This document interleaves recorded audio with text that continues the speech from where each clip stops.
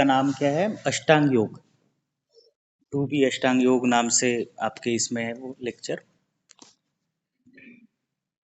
तो अष्टांग योग क्या होता है? योग के 8 अंग जो बताए हैं। आप लोग इसमें आप लोग क्या सीखोगे कि एक्चुअल योग को जो दुनिया समझती है या हम लोग समझते हैं, ज़्यादातर इसको ये समझा जाता है कि एक आसन सिर्फ फिजिकल फिटनेस के लिए ही योग इम्पोर्टेंट है। ये एक सबकी एक धारणा होती है, सबका ये कंसिडरेशन होता है।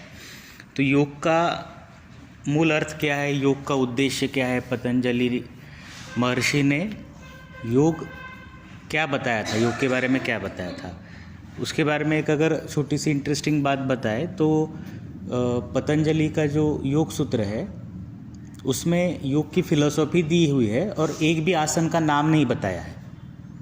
मतलब जो योग का मूल ग्रंथ है उसमें कोई आसन का नाम भी नहीं है इस तरह। तो इसलिए फिर योग की फिलॉसफी क्या है, योग का अर्थ क्या है, ये समझना ज़रूरी है। बाकी योग तो हर जगह पे ट्रेनिंग्स चलती है, हम सीखते हैं, लेकिन योग का मूल अर्थ ना पता हो तो फिर वो आगे की चीज़ों का भी कोई खास मतलब नहीं रहता। मूल अर्थ हमें समझना चाहिए। तो योग का मूल अर्थ क्या है? योग शब्द का अर्थ क्या है? योग मतलब यूज मतलब जोड़ना, जोड़ाना ये कह सकते हैं। तो किसका किससे जोड़ाना या किसको जोड़ना किसके साथ, तो आपको क्या लगता है ये किसके साथ जुड़ने की बात है इसमें? मन और आत्मा। इसका मतलब ये दोनों चीज़ें अलग है, हमारा मन अलग है और आत्मा अलग है ना। आत्मा का मतलब क्या है? एक वैश्विक चेतना। हमारी आत्मा एक दृष्टा होती है और मन हमारा चंचल होता है। हम जो सोचते विचार करते हैं, ये सब दुनिया देखते हैं, हमारे इंद्रिय जो ग्रहण करते हैं, ये सब इंद्रिय और विषय इंद्रिय और मन, मतलब मन के ज़रिए होता है। फिर आत्मा क्या है? आत्मा का आप अलग एक एग्जिस्टेंस है ना। तो शरीर मरता है, आत्मा नहीं मरती। मतलब आत्मा को हम ये कह सकते हैं ये एक ऊर्जा है। एनर्जी का सिद्धांत क्या कहता है? Energy can neither be created nor be destroyed, है ना। It can be converted from one form to another form, इस तरह से है। तो आत्मा का भी वैसा ही है। आत्मा को निर्माण नहीं किया जा सकता, नष्ट नहीं किया जा सकता। आत्मा बस शरीर बदलती है, एक शरीर से दूसरा शरीर, है ना। तो आत्मा मतलब हमारे शरीर की ये चेतना है और फिर हमारा शरीर और उससे जुड़ा हुआ ये मन हम होते हैं। तो मन का आत्मा के साथ जोड़ाना, तो क्या मन आत्मा के साथ जुड़ा हुआ नहीं है? मन कहाँ जुड़ा हुआ है हमारा? हमारी आत्मा या जो हमारा एक्चुअल रियल एग्जिस्टेंस या हमारी जो सच्चाई है वो आत्मा है, लेकिन मन उसको देखता ही नहीं है, देख ही नहीं पाता। मन क्या चीज़ों को देखता है? बाहरी दुनिया को देखता है ना। मन के साथ क्या जुड़ा होता है? जैसे ये सीक्वेंस होता है कि इंद्रियों के अर्थ इंद्रिय, इंद्रियों के विषय इंद्रिय और वो मन के साथ जुड़े हुए, फिर मन आत्मा के साथ, ऐसे इस तरह से हमें चीज़ें ग्रहण होती है, पता चलती है। तो हमारा मन जो है, ये सारे जो हमारे इंद्रिय है, कौन कौन से इंद्रिय है हमारे? शब्द स्पर्श रूप रस गंध, इनको श्रवण करने वाले जो करने ये है कर्मेंद्रिय और ज्ञानेंद्रिय, अलग अलग होते हैं। तो उनके साथ मन जुड़ा हुआ है और उनके साथ जुड़कर इस दुनिया में जो भी ज्ञान है, जो भी चीज़ें, उनको ग्रहण करता है। तो होता क्या है, मन हमारा इन्हीं चीज़ों में उलझा हुआ रहता है। हम कभी अंदर झाँक कर देखते हैं क्या? और हम कभी बैठते भी है तो हमारे मन में जो विचार आते हैं वो बाहरी दुनिया से रिलेटेड ही होते हैं, है ना। कभी ये विचार हमारे मन में नहीं आते कि हमारा एग्जिस्टेंस क्यों है, हम इस धरती पर क्यों है ना। तो हम बाहरी चीज़ों में उलझे हुए होते हैं। तो योग का अर्थ यही है कि मन को आत्मा के साथ जोड़ना है। तो वो जोड़ना आसान है क्या? तो नहीं, उसी जोड़ने के लिए ये पूरा योग शास्त्र डेवलप हुआ है। इसका मतलब ये सबसे मुश्किल चीज़ है। अब पतंजलि महर्षि ने योग की क्या परिभाषा की है? योग चित्तवृत्ति निरोध। मतलब योग क्या है? चित्त की वृत्तियों का निरोध करना। मतलब जो आत्मा है उसको अगर देखना है मन को, तो उसको चित्त की वृत्तियों का निरोध करना होगा। इनडायरेक्टली ये हो गया। तो कैच क्या है, मतलब पॉइंट क्या है, ये सब करना क्यों है, क्या ज़रूरत है कि मन को आत्मा को देखना है या समझना है, ये जोड़ना है, क्या होगा उससे? ये जब तक समझ में नहीं आता तब तक कोई करेगा क्यों? ये एक पहली बात है, ठीक है। और दूसरी बात आती है कि करे कैसे। अब इसमें चित्त वृत्तियों का निरोध आपको क्या समझ में आता है कि चित्त वृत्ति निरोध, इससे क्या मतलब हो सकता है? चित्त मतलब मन, उसकी वृत्तियाँ, वृत्ति का मतलब क्या है? एग्जैक्टली हाँ, इच्छा भी नहीं कह सकते, हमारे मन की चंचलता, हमारे मन में जो रात दिन जो विचार चलते रहती है, विचारों की तरंगे जो चलती रहती है, वो उनको शांत करना आसान है क्या? वो शांत होती है कभी कि आप बैठे हैं और आपके मन एकदम शांत है, उसमें कोई विचार नहीं चल रहा है? कहते हैं मन मतलब दुनिया में सबसे फास्ट चीज़ कौन सी है, तो वो मन कहते हैं। मतलब सूरज की रोशनी से भी ज़्यादा फास्ट हमारा मन यहाँ है, दूसरे क्षण और कहीं जा सकता है ना। और मन की पावर भी उतनी है, मतलब जो शक्तियाँ है, मतलब अगर मैं कहूँ कि एक हाईएस्ट पर्सन और एक लोएस्ट पर्सन, मतलब जिसने लाइफ में बहुत कामयाबी हासिल की है और जिसने कुछ नहीं किया, तो इन दोनों में क्या अंतर है? दोनों में ये डिफरेंस क्यों है? ये डिफरेंस है उनके मन की शक्ति का। फिर मन की जो धारणा है, ध्यान, समाधि, वो तो हम आगे बात करेंगे, लेकिन डिफरेंस यही होता है, मन में बहुत शक्ति है, बस वो शक्ति सही जगह पर यूज़ होती है तो वो मिरेकल्स क्रिएट कर सकती है। गलत जगह पर अगर मन चला जाता है तो वो डिज़ास्टर क्रिएट कर सकता है। तो ये सब योग से जुड़ा हुआ है, इसलिए हम ये आज समझ रहे हैं। तो चित्त की वृत्तियाँ मतलब ये चंचलता है। अब ये चंचल मन जब तक शांत नहीं होगा तब तक वो आत्मा को देख नहीं पाएगा। इसको हम एक उदाहरण के ज़रिए समझ सकते हैं कि एक तालाब है, तालाब की सतह है पानी और अपर सरफेस। तो जो अपर सरफेस जो होता है उसमें हमेशा तरंगे उठती रहती है, चलती रहती है ना। तो आप लोग अगर उसमें देखने जाते हो तो आपको सतह दिखती है क्या? सतह नहीं दिख पाती। क्यों?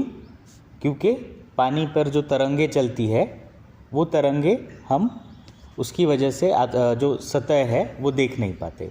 अब यहाँ पर जो पानी की सतह है, नीचे का जो बेस है, वो है आत्मा, ठीक है। और ये जो तरंगे है ये विचार है, और देखने वाले हम मतलब हमारा मन। अब मन में जो इतने विचार चल रहे हैं, मतलब ये तरंगे जब तक चल रही है तब तक हम उस मन आत्मा को देख नहीं पाएंगे। जिस दिन ये तरंगे शांत हो जाएगी, मतलब मन के जो विचार चंचलता ये शांत हो जाएगी, तब हम आत्मा को देख पाएंगे, मतलब उस सतह को देख पाएंगे। इसी तरह से ये होता है। और मन हमारा इतना चंचल होता है, इतना कि उसको कंट्रोल करना, मतलब वो बेलगाम भी कह सकते हो उसको, कि जिस तरह से रथ होता है उसको घोड़े बांधे हुए है ना, तो उसका नियंत्रण प्रणेता जो है वो मन है। तो ये हमारे विषय है, तो उनको अगर खुला छोड़ दिया जाए, तो घोड़ों को खुला छोड़ दिया जाए तो वो किस तरह से भागते, इस तरह से हमारा मन होता है, उसको कंट्रोल करना मुश्किल होता है। अब बात आती है कि फिर इतना करना क्यों है, मन को कंट्रोल करना क्यों है? मतलब आपको बात समझ में आ रही है? पहले तो ऐसे लगता है कि भाई ये करना क्यों है, क्या इसमें रखा हुआ है, जो चल रहा है वो सही चल रहा है। तो पॉइंट ये है कि अगर हमें कोई कामयाबी हासिल करनी है, या लाइफ का जो उद्देश्य होता है, योग में लाइफ का उद्देश्य क्या है, जीवन का उद्देश्य क्या है? चित्तवृत्ति के निरोध से क्या होगा? मोक्ष की प्राप्ति। मोक्ष मतलब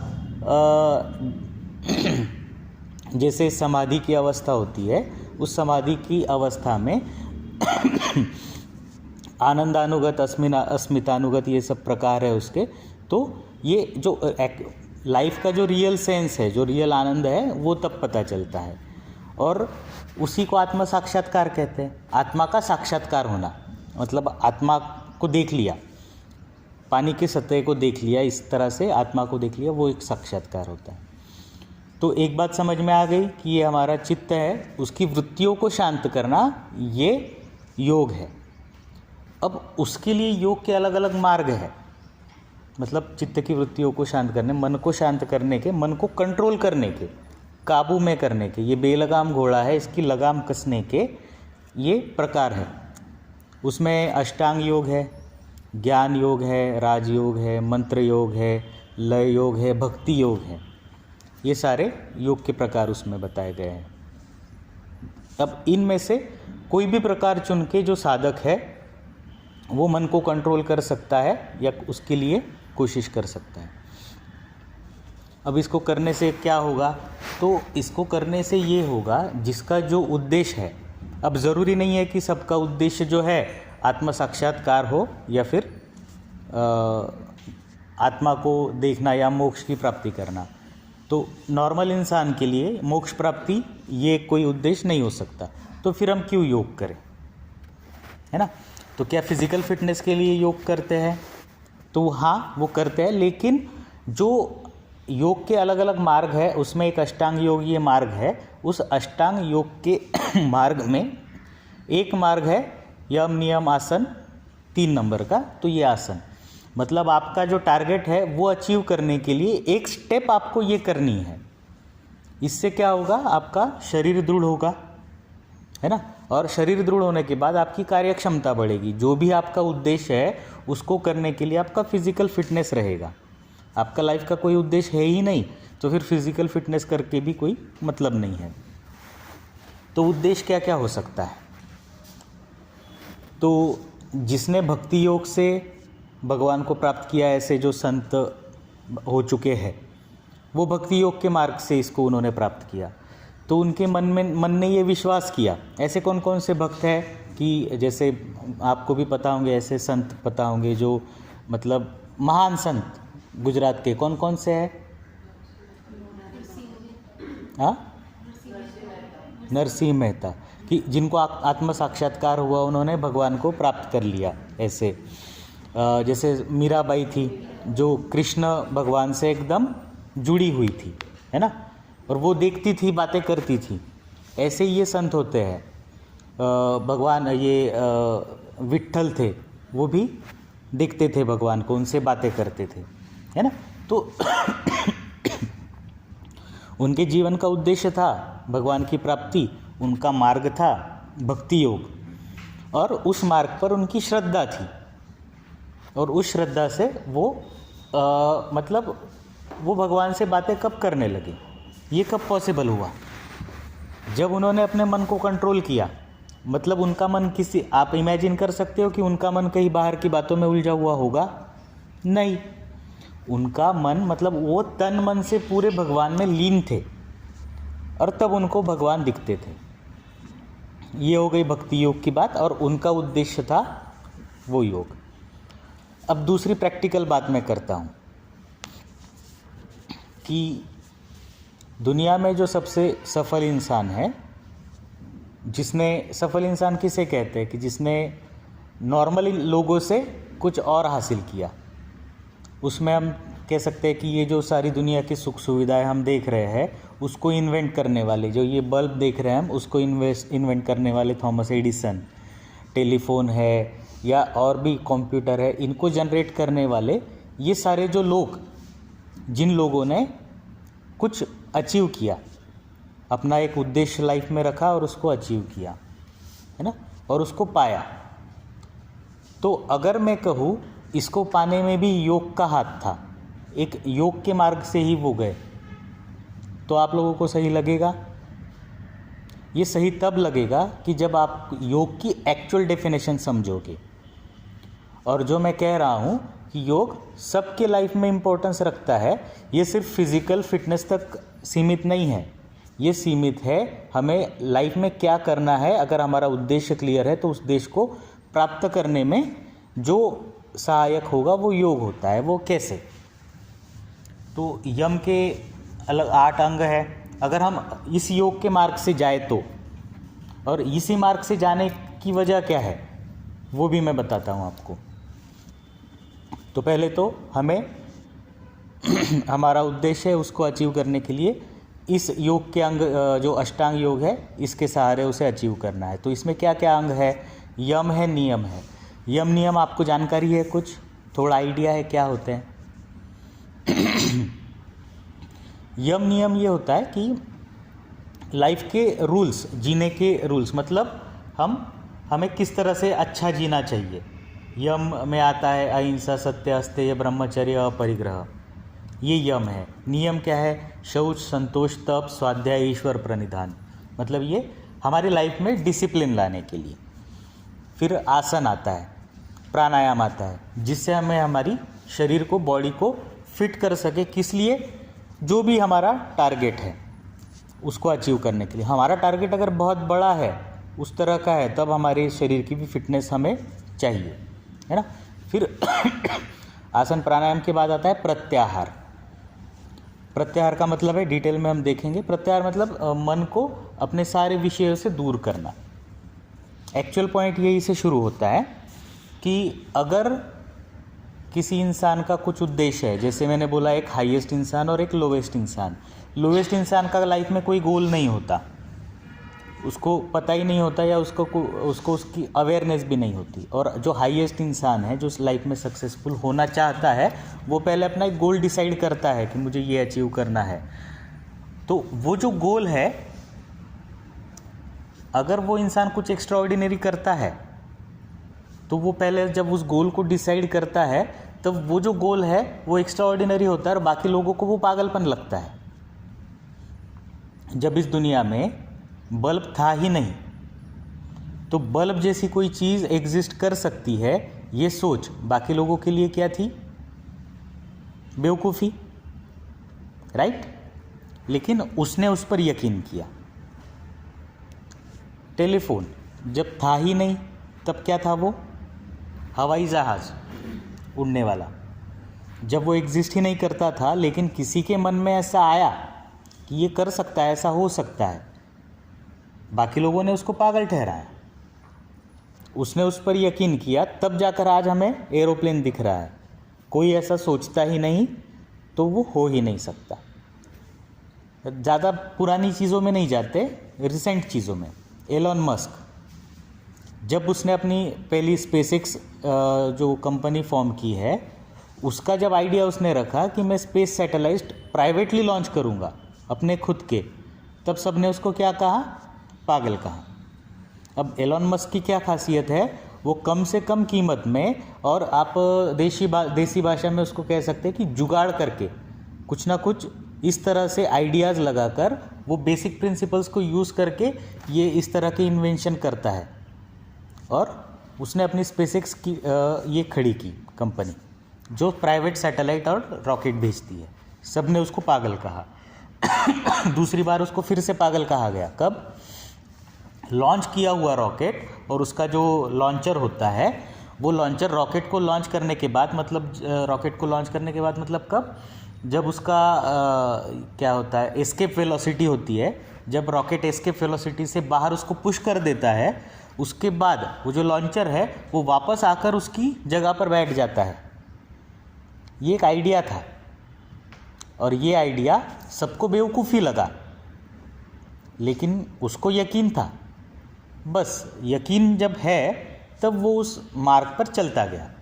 लोग उसको पागल कहते गए, उसने यकीन किया गया। अब हम सिर्फ फिर से अपने क्लासिकल और ट्रेडिशनल पे आते हैं कि हमारा जो इंडियन ट्रेडिशन है उसमें क्या है। जिन जिन लोगों ने भगवान पर विश्वास किया है, भगवान मतलब आत्मा, या फिर इस आप उसको कह सकते हो चेतना, वैश्विक चेतना, जिसको उन्होंने नाम दिया। किसी ने कृष्ण भगवान नाम दिया, किसी ने विट्ठल नाम दिया, है ना। बाकी लोगों ने उनको क्या कहा? पागल। पर उन्होंने उस पर यकीन किया, और यकीन इतना किया, यकीन 100% होना चाहिए। अब 100% यकीन होने के बाद क्या क्या प्रोसेस होती है? तो वो होता ये है कि प्रत्याहार होता है। प्रत्याहार का मतलब क्या होता है? प्रति आहार, मतलब आहार को दूर करना। किसके आहार को दूर करना? तो हमारी इंद्रिया जो है उनके विषय, आँखों का विषय देखना, कानों का विषय सुनना, अच्छी चीज़ें सुनना, म्यूज़िक सुनना, आँखों को अच्छी चीज़ें देखना है, नाक को सूंघना है, अपनी टंग को क्या टेस्ट करना है। तो हमारी लाइफ जो इन्हीं चीज़ों में फंसी हुई है ना, कि हमें टेस्ट करना है, हमें घूमना है, हमें ये करना है, हमें वो करना है, तो हम इसमें ट्रैप है ना। लेकिन अगर किसी का कोई उद्देश्य है, अगर उसका भगवान उद्देश्य है या इनका रॉकेट लॉन्च करना उद्देश्य है, तो उसमें जब वो इन्वॉल्व हो जाते हैं तब वो बाकी चीज़ों में कंसंट्रेट कर सकते हैं क्या? बाकी चीज़ों में अपने मन को इन्वॉल्व करना वो अफोर्ड कर सकते हैं क्या? वो करेंगे भी नहीं। क्यों? क्योंकि मुझे अगर भगवान मतलब आत्मा में विलीन होना है, वो देखना, उस पर अगर मेरा यकीन है तो मुझे समझ में आ जाता है इन बाकी चीज़ों में कुछ नहीं रखा है ना। ये मन का बिलीफ होना, तभी जाकर वो भगवान की भक्ति कर सकते। कोई भी नहीं ऐरा गैरा कर सकता, उसके लिए स्ट्रांग बिलीफ होना चाहिए होता है ना। तो नॉर्मल ऐसे ही पूजा पाठ भक्ति करना, ये चीज़ें अलग होती है।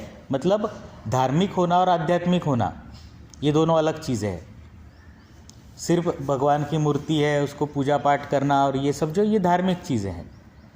आध्यात्म क्या होता है कि वो रियल में क्या है उसको समझना, है ना। और वो मूर्ति के परे होता है। भगवान या वो आत्मा, वो चेतना, वो मूर्ति के परे होती है। उस पर यकीन करना और उसमें विलीन होना है तो उसका मार्ग अलग होगा। वो उसमें फिर प्रत्याहार हम देख रहे थे कि इंद्रियों के विषय को छोड़कर फिर क्या करना है। फिर आता है यम, नियम, आसन, प्राणायाम, प्रत्याहार, धारणा, ध्यान, समाधि। उसके बाद आती 3 चीज़ें। पहली आती धारणा। धारणा क्या होती है?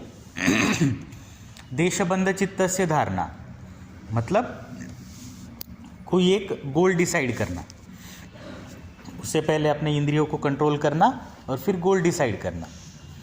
तो किसी के लिए गोल वो हो गया भगवान, किसी के लिए गोल हो गया बल्ब बनाना। आपके लिए क्या हो सकता है, आपका गोल ये आपको डिसाइड करना है।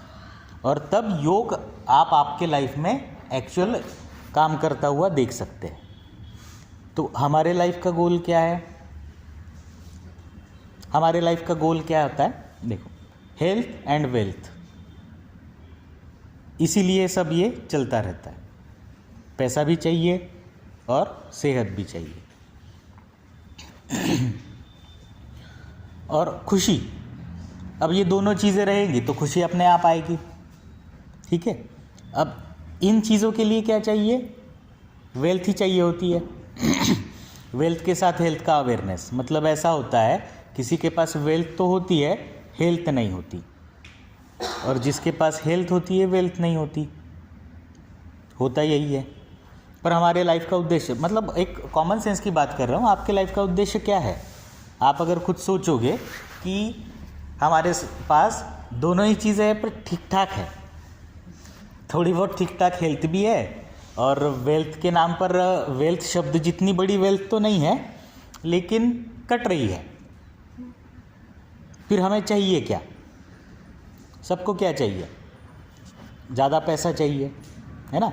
फिर हेल्थ का तो हम देख लेंगे, अभी अच्छी है, बिगड़ी नहीं है, तो उसके बारे में हम चिंता नहीं करेंगे। मतलब अंदर की बात बोलो, आप लोग क्या चाहते हो लाइफ में? क्या चाहिए आपको? आप घर से बाहर निकले हो काम करने के लिए, पैसे के लिए निकले हो, ठीक है। अब इसमें क्या है? हमारे मन की धारणा। मन की धारणा क्या है? आपकी, मेरी, हम सब की, कि मेरा एजुकेशन ये है, मैंने ये सीखा है, तो मैं इतना कमा सकता हूँ या इतनी कमा सकती हूँ, है ना।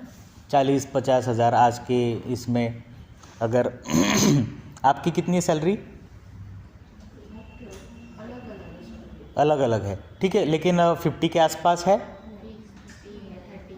30, ठीक है, हाँ, तो 30 है, ठीक है। तो ये एक हमारी एक एवरेज हम मान्यता होती है हमारी, कि जो किसी और ने डिसाइड की हुई है, ये मान्यता है ना। उन्होंने आपकी कीमत डिसाइड की कि आपका एजुकेशन उसके अकॉर्डिंग आप 20 है। तो क्या आपने भी ये मान लिया कि आपका एग्जिस्टेंस, आपका माइंड, आप जो हो, आप में एक शक्ति है। घर से बाहर आप निकले हो मतलब आप एक क्रिएटिव इंसान हो, है ना। ये बातें देखो आपको लगेंगी कि ये इसका योग से क्या संबंध है, लेकिन इसका पूरा पूरा संबंध है। इसीलिए पर एक्चुअल क्या है ना, हम योग को समझते नहीं है इसलिए। तो आप में कुछ करने की इच्छा है तो आप में वो स्पिरिट तो है, लेकिन फिर आप पे एक जैसे किसी कपड़ा है उस पर एक टैग लग जाता है कीमत का, उस तरह से हम पे भी एक टैग लग गया है कि हमारी कीमत, मतलब हम जो काम कर रहे हैं उसका 20,000 है, 25,000 है, 1 लाख है ना। तो अगर हम सोचे कि नहीं हम महीने का 2 लाख 5 लाख जितना हम सोचे कमा सकते हैं, पर क्योंकि ये बात है पैसे की, मैं इसलिए कह रहा हूँ कि एक टारगेट होता है ना अपने अपना हर किसी का लाइफ में। तो पहली चीज़, आप अगर 2 मिनट के लिए अपने आप से बोलो कि मैं महीने का 2 लाख कमा सकती हूँ, कमा रही हूँ, ठीक है। तो पहली आवाज़ क्या आएगी? मन की। क्या आएगी? चल झूठे आएगी? रियल मतलब चलो आपकी सैलरी वो है, मेरी सैलरी कुछ और है। अगर मैं सोचूं कि मैं महीने का 10 लाख कमा सकता हूं, कमा रहा हूं या कमा सकता हूं ऐसे, तो अंदर से बात क्या आएगी मेरी? जैसे तैसे तो लाख भर कमा रहे हैं, 10 लाख कहाँ से आएंगे? क्या होगा? कौन सा रास्ता है? कुछ है नहीं। मतलब वहाँ पे हमारा मन में क्या आया? रीजनिंग आई, रैशनल माइंड हमारा आया, कैसे, है ना। तो कैसे का जवाब नहीं मिला तो बात वही ख़त्म हो जाती है, फिर यकीन हमारा ख़त्म हो जाता है। पर एक्चुअल में उल्टा है। उल्टा ऐसा है कि आप एक गोल डिसाइड करो। अब जब थॉमस एडिसन की बल्ब की बात हो या फिर हवाई जहाज़ की या रॉकेट की, जब वो एग्जिस्ट करता ही नहीं था तब उन्होंने यकीन किया। अब यकीन करने के बाद रास्ता अगर उनके पास होता तो फिर यकीन ना करने की तो वजह क्या होती? गलत हूँ मैं? बात समझ में आई? अगर मुझे पता है बल्ब कैसे बनाना है ना, और रास्ता अगर मुझे पता है तो लोग भी पागल क्यों कहते? नहीं कहते। पर वो पता नहीं था ना, पर वो पता चलता है। कैसे चलता है? उसने उस पर यकीन किया। अब यकीन करना मतलब धारणा, देशबंध चित्तस्य धारणा। इसीलिए मैं इस टॉपिक पे आया हूँ कि एक धारणा है कि अगर समझ लो मेरा डायबिटीज़ है, इंसुलिन डिपेंडेंट एकदम, या फिर मुझे लास्ट स्टेज का कैंसर है, ठीक है, तो मन की धारणा क्या होती है? ख़त्म। लास्ट स्टेज है मतलब मैं ख़त्म। ये पक्की धारणा, और ये धारणा मेरी नहीं है, पूरी दुनिया ने डिसाइड की हुई धारणा है। लेकिन उसमें अगर मेरी धारणा ऐसी हो, मतलब मेरा निश्चय ऐसा हो कि नहीं मैं ठीक हो सकता हूँ, और उस ठीक होने के ये जो वाक्य है, जिस तरह से 10 लाख कमाने की बात ये एक सेंटेंस है और कैंसर के पेशेंट को ठीक होना ये एक सेंटेंस है, उस पर मन का यकीन करना और 100% यकीन करना, ये होता है धारणा। अब ये 100% यकीन पहले दिन से तो नहीं होगा। डाउट तो सबके मन में ही होता है कि भाई यार साली लोग, दुनिया तो पागल कह रही है ना, करने तो मैं जा रहा हूँ, बोल तो दिया है मैंने, पागल तो कह रही है, लेकिन हट जाऊँ तो हार हो जाएगी, तो करना तो है। तो फिर जब करने का निश्चय कर लिया कि फिर बाकी सब छोड़ो, प्रत्याहार कर लिया कि मेरा मन है, मैंने इसकी धारणा कर ली है और मैं 100% अब इसमें इन्वॉल्व होने वाला हूँ, है ना। तो ऐसे लोग कितने होते हैं? 100 में 2-5, 1% 2%, कि जो पागल कहलाते हैं। और जो पागल होते हैं वही कुछ ना कुछ करते हैं, लेकिन वो एक्चुअल में पागलपन नहीं होता, वो होता है एक्स्ट्राऑर्डिनरी चीज़ों को मानना, उस पर धारणा करना मतलब उसको मानना और फिर उसको फॉलो करना। तो उसको फॉलो करने के लिए आगे की स्टेप क्या है योग में? ध्यान। ध्यान क्या होता है? तत्र प्रत्येकतानता ध्यानम।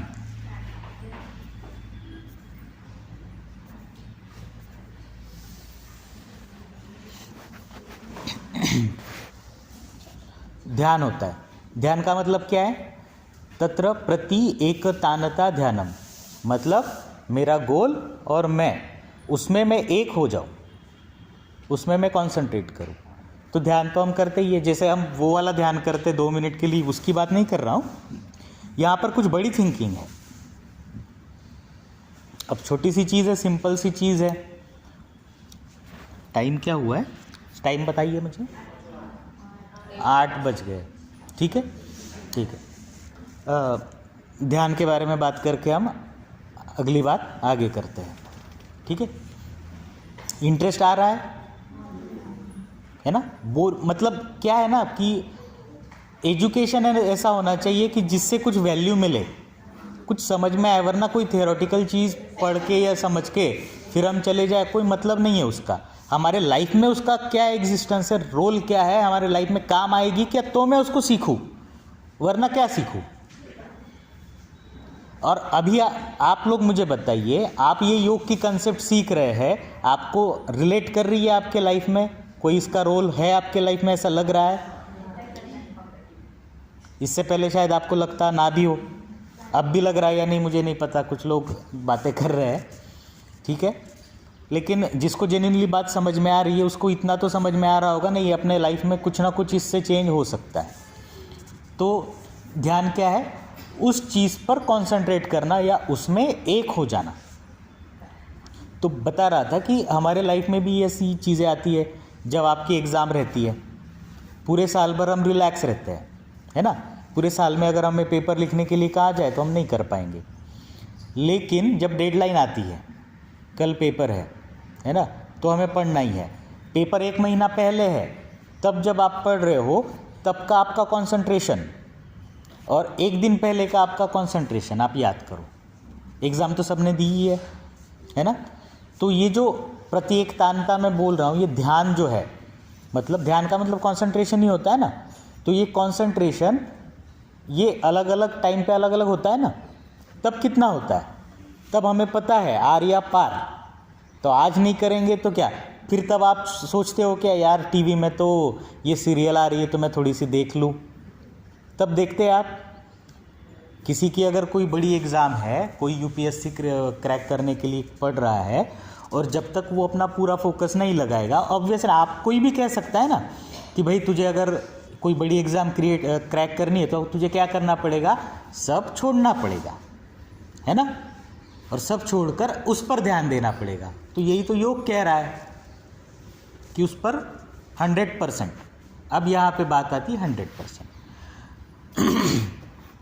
अब जो बच्चा 99% फोकस करता है उसको 99% मिलते हैं, जो 80% फोकस करता है उसको 80% मिलते हैं, जो 35% करता है उसको 35% मिलते हैं। तो बात कहाँ आ गई, कंसंट्रेशन की। अब ये हो गई एग्ज़ाम की बात और लाइफ की बात। अब एग्ज़ाम में पास होने पे यकीन करना, अगर बच्चे ने साल भर पढ़ाई नहीं है ना, बिल्कुल ही, और डायरेक्ट एग्ज़ाम के पहले दिन वो पढ़ने बैठे, तो उसका मन ही अंदर से कहता है ना, नहीं मैं तो फेल ही होने वाला हूँ, मैं नहीं कर पाऊँगा ऐसे। लेकिन जिसने पूरे साल भर पढ़ाई की है और वो जब पहले दिन पढ़ाई करता है, वो तब भी पढ़ाई करता ही है, लेकिन उसका विश्वास कि मैं टॉप तो करूँगा ही। और ये विश्वास कब आता है, मेहनत से, है ना। लेकिन यहाँ पे टारगेट ऐसा है जो दुनिया यकीन करती है, सब यकीन करते हैं कि भाई नहीं, टॉप तो किया जा ही सकता है ना। लेकिन जब चीज़ें एक्स्ट्राऑर्डिनरी करने की होती है, प्रॉब्लम तब आती है। तो आपके लिए एक्स्ट्राऑर्डिनरी क्या है, वो आंकड़ा आप डिसाइड कर सकते हैं। कैंसर पेशेंट के लिए एक्स्ट्राऑर्डिनरी चीज़ क्या है कि उसको उस कैंसर से निकलना। अब इसमें 2 ऑप्शन है। यकीन ना करके जो होने वाला है वो तो होने ही वाला है, मगर अगर किसी को कैंसर है, मतलब ये एक, आप हेल्थ प्रोफेशन में हो, आप काउंसलिंग करने वाले हो, आपको ये सब पेशेंट्स देखने हैं, और मेरे एक लेक्चर से आप अगर कुछ वैल्यू लेकर जाओ और लाइफ में किसी को सुधार पाओ, तो किसी की जान बच सकती है ना। तो कोई कैंसर पेशेंट है, उसको 2 ऑप्शन देने हैं। भाई एक तो तू यकीन कर ही रहा है तू मरने वाला है, तो उसमें कोई ना यकीन करके, मतलब कुछ 2 रास्ते हैं, उस पर कुछ तू जैसा है वैसा करता रहेगा, तू तो वैसे ही मरने वाला है। दूसरा रास्ता एक्स्ट्राऑर्डिनरी। एक्स्ट्राऑर्डिनरी क्या है, तुझे इस चीज़ पे यकीन करना है कि तू ठीक हो चुका है, तू ठीक हो सकता है और हो चुका है, और उस पर तुझे बाकी सब छोड़कर कंसंट्रेट करना है। अब कंसंट्रेट करना है तो अब कैंसर के पेशेंट दो तरह के होते हैं। एक पेशेंट क्या ढूंढेगा नेट पे कि मेरा लाइफ स्पैन कितना बचा हुआ है, मैं कितने साल जी सकता हूँ, तो उसमें लिख कर आता है 5 साल, तो उस चीज़ पर वो यकीन कर लेता है। गूगल पे सब यकीन करते ही है तो वो यकीन कर लेता है 5 साल, और फिर उसका मन उस बात को ठान लेता है कि मेरी लाइफ 5 साल की ही है। और ऐसे कई एग्जाम्पल देखे गए कि वो बराबर 5 साल में ही ख़त्म हो जाता है। दूसरा पेशेंट ये होता है कि जो थोड़ा मतलब क्या कहते हैं उसको, विलिंग, हाँ विलिंग होता है कि नहीं मैं लाइफ में कुछ कर सकता हूँ अलग, कि एक ऑप्शन तो ख़त्म हो ही चुका है ना, उसमें तो जाने ही वाला है, आर या पार। फिर दूसरा वो सोच लेता है कि नहीं मैं ठीक होके रहूँगा, फिर वो ठीक होने के तरीके ढूंढता है। तो गूगल पे वो भी मिलेंगे, गूगल को जो आप जो बताएंगे वो मिलेगा। फिर जब वो ठीक होने के तरीके ढूंढता है, अब देखो ये यूनिवर्स भी आपको किस तरह से हेल्प करता है, गूगल को भी उसी तरह से डिज़ाइन किया गया है। आपने एक कीवर्ड डाला कि how to get cured from cancer, तो उसका यूट्यूब, उसका फेसबुक, उसका इंस्टा सब क्या चीज़ें दिखाने लगेगा कि आप ठीक कैसे हो सकते हैं, आपको क्या खाना चाहिए, क्या पीना चाहिए। फिर वो पेशेंट अगर रात दिन उसी को सोचेगा, उस पर यकीन कर लेगा, तब एक आप जनरल बताओ कैंसर के पेशेंट ठीक होते हैं कि नहीं। जनरल मतलब जनरल लोगों की मत बताओ कि 90% मरते हैं, 2% तो ठीक होते हैं कि नहीं, मिरेकल्स होते हैं कि नहीं। मिरेकल का जवाब है इस दुनिया में किसी के पास, साइंस दे सकता है ना। साइंस उन्हीं चीज़ों को जवाब दे सकता है जिसको वो समझ सकता है, पर इस दुनिया में कई ऐसी चीज़ें जिसको हम समझ नहीं सकते, हमारे समझ से परे है। लेकिन हम नहीं समझ सकते इसलिए वो एग्जिस्ट नहीं है क्या। आत्मा की बात करते हैं, आत्मा का एग्जिस्टेंस हम भले ही ना माने, चलो आत्मा ये वर्ड हटा दो, एनर्जी, एनर्जी पे तो एग्जिस्ट यकीन करते हो, दिखती है क्या एनर्जी, कोई किसी ने देखी है एनर्जी क्या होती है। वो इधर से उधर जा रही है एक फॉर्म से दूसरे फॉर्म में, ये सब कहते हैं, देखी नहीं है, किसी ने यकीन किया होगा एनर्जी है, फिर उसने उस पर एक्सपेरिमेंट किए और आज हम ये दुनिया देख रहे हैं, है ना। अगर उसको भी पागल कहा गया होगा, एनर्जी नाम की कोई चीज़ है तो लोग पागल कहते रहेंगे, क्योंकि लोग क्या करते हैं 90% वाले जो, तो अब मैंने वही बताया ना, एक हाईएस्ट इंसान और एक लोएस्ट इंसान, उसमें क्या फ़र्क होता है, फ़र्क होता है उसके कॉन्सेंट्रेशन का, उसके मानने का, उसका मन क्या मानता है। इसीलिए जो सबसे पहले कहा, हमारा मन, चित्त, उसी में पूरी दुनिया की शक्ति है, वो जो चाहे वो कर सकता है। तो वो अगर सब ठान ले कि मैं कुछ नहीं कर सकता तो कुछ ही नहीं कर सकता, ठान ले कुछ कर सकता हूँ तो वो बहुत कुछ कर सकता है। तो ध्यान तक की बातें समझ में आ गई, तो अब हम और किसी लेक्चर में आगे की थोड़ी सी बातें समझ लेंगे। इसको थोड़ा रिवर्स करना पड़ता है, आप इससे क्या मिलने वाला है वो समझोगे, तब आपको इंटरेस्ट आएगा कि यम नियम क्या है, यम नियम क्या है, इससे ज़्यादा क्यों करें, शौच, संतोष, तप, स्वाध्याय, इससे क्या मिलने वाला है, ये तब समझ में आएगा जब हमें उसका रिजल्ट पता होगा। ओके, चलो।